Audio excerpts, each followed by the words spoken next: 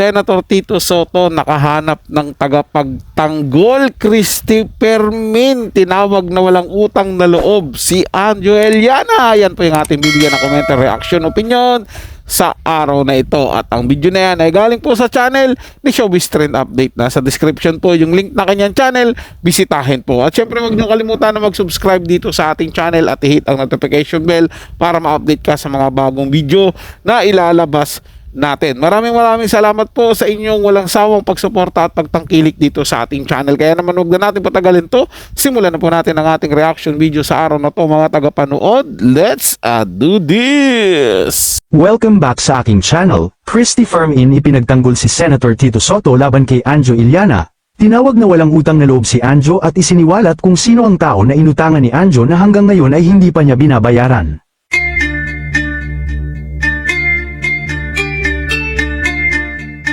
Tila hindi nga nagustuhan ng veteran showbiz columnist na si Christopher Min ang mga naging revelasyon ni Anjo Eliana laban kay Senator Tito Sotto, kung saan ay marami talaga ang na-shock na mga netizens. Dahil isa sa mga isiniwalat nito ay ang pagkakaroon ni Sotto ng kabit noong 2013, kung saan ay hindi daw alam ng asawa ng senator, si Anjo din daw ang pinalalakad ni Tito Sotto, kaya naman alam niya at kilala niya kung sino ang kabit ng senador. Isa rin sa mga isiniwalat ni Anjo ay ang sindikato daw sa loob ng Itbulaga na hindi daw alam ng marami. Masasama din daw ang mga tao sa Itbulaga. Bukod dyan isiniwalat din ni Anjo ang ginawa daw na paninira sa dating direktor ng nasabing show kaya natanggal ito. Katunayan ay nakausap pa nga daw ito ni Anjo at umiyak pa daw ito, at sinabing siniraan daw siya kaya siya natanggal. Gayunman, mabilis naman tumugon si Sotto sa mga revelasyon ni Anjo, at sinabing hindi ko napapatulan, huwag niyong pansinin at nagpapapansin yan. Pati ba naman showbiz at paninira papatulan natin, itaas natin ang level ng Senate press. Samantala, tila hindi naman nagustuhan ni Christopher Min ang matabil na dila ni Anjo Eliana laban kay Tito Zen, at binakbakan niya rin ito, at isiniwalat ang alas laban kay Anjo na hindi alam ng karamihan. Na kung saan ay ibinulgar ni Christy na may isang male personality daw na inutangan si Anjo na hanggang ngayon ay hindi pa niya binabayaran. Alam daw ito ni Christy dahil siya ang naging tulay kung bakit siya pinautang ng male personality na ito. Sinabi din ni Christy na yun daw dapat ang pagtuunan ng pansin ni Anjo, hindi yung mga estudyanteng pinag-aaral ni Tito Zen, dahil wala siyang pakialam dun.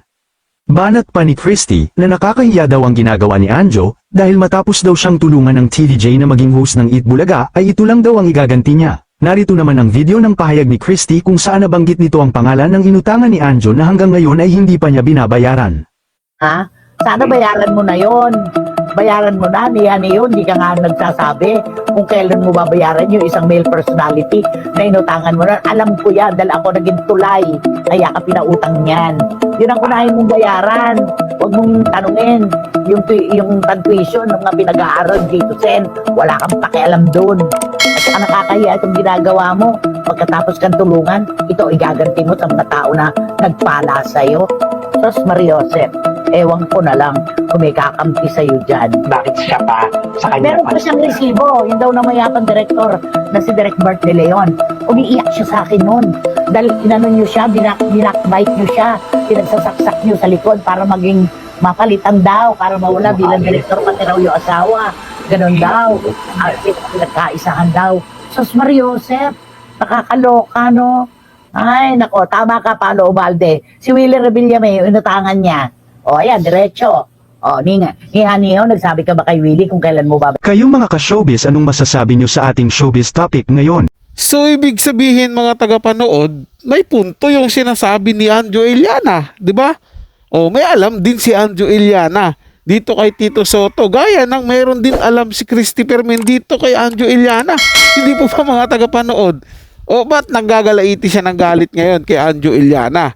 'Di ba? Pero hindi niya rin naman itinanggi sa video niya na walang ganun, walang kabit si Tito Sen, na hindi sindikato ang sa loob ng Itbulaga, 'di ba? Wala siyang itinangging ganun, mga tagapanood. 'Di ba? So, sa halip siniraan niya rin si Anjo Eliana. Kumbaga, sa tingin niya mariresolba yung isang problema kapag siniraan mo yung taong piling mo naninira doon sa sinusuportahan mo o pinoprotektahan mo. 'Di ba? Hindi naman maayos doon, mga tagapanood eh. Sana nga lang kung nabubuhay pa yung director na yon, di sana siya din makakapatunay na kung totoo ba yung sinasabi ni Anjo Iliana na pinagtulungan siya para alisin doon sa Itbulaga. Then wala rin po akong karapatan, mga tagapanood, na sabihin niya yung sinasabi ni Anjo Iliana ay totoo, yung sinasabi ni Christopher Min ay totoo, 'di ba? Kasi hindi naman natin talaga alam yung buong kwento. Gayunpaman, base doon sa sinasabi ni Christopher Min na may alam siya, so parang sinasabi niya na nga rin na meron alam din si Anjo Iliana, 'di ba? Gaya po ng sinabi ko kanina. 'Di ba? Parang ganun po 'yan, mga tagapanood eh. Kasi naglalabasan na po sila ng alam nila para masiraan yung isa't isa. So yun lang po mga tagapanood, ito ay comment at opinion lamang, wala pong personalan. Paalam po at mabuhay po kayong lahat. Maraming salamat po sa inyong panonood.